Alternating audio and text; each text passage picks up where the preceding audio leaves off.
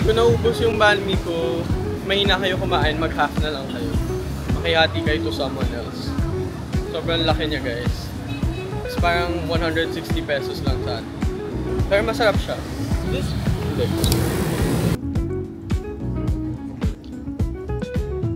Yeah, this one.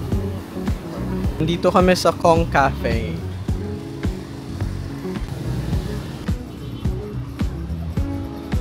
Sarap. Kasi, sarap. Kaya ko siyang ubusin agad.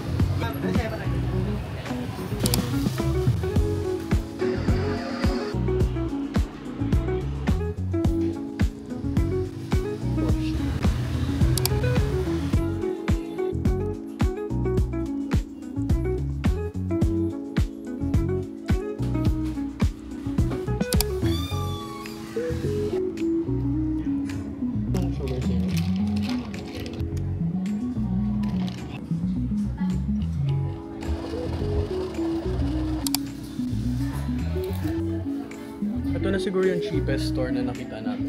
Since even their denims are 256,000 lang. Actually, 200,000 lang.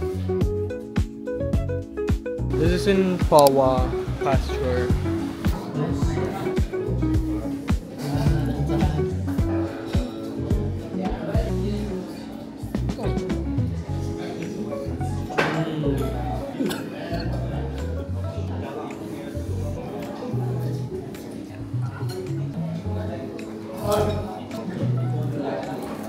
Sarap nung pa. Super big din yung serving. Grabe na kabusog, hindi ko na naman siya naubos. It's 3 water. Or watermelon.